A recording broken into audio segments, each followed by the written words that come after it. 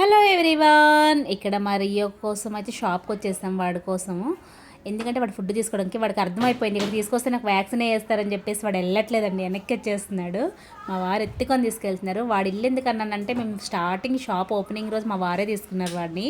First మా వారే షాప్లో పప్పిని కొనటం, మేమే ఫస్ట్ కస్టమర్స్. కానీ వీళ్ళ దగ్గర క్వాలిటీ మాత్రం చాలా బాగుంటుందండి.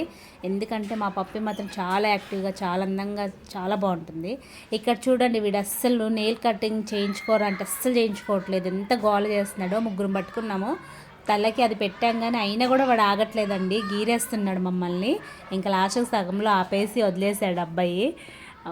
మీ వాడైతే బాగుంటాడు కానీ ఇప్పుడు హెయిర్ కటింగ్ ఏది చేయించుకోవడం, లేకపోతే ఇంకా బాగుంటాడు అని అంటారు. ఇంకా మేమే కష్టపడి ఇంట్లో చేయడం మొదలుపెట్టాము. ఇక్కడికి వస్తే ఎప్పుడైనా దెబ్బ తగిలించుకొని వెళ్తున్నాడు. ఇక్కడ వేరే పప్పి వచ్చింది, ఆ పప్పితో ఆడడానికి వెళ్తుంటే అదేమో భయపడి చైర్ కిందకి వెళ్ళిపోతుంది. వాళ్ళంటే మీ పప్పి చాలా యాక్టివ్గా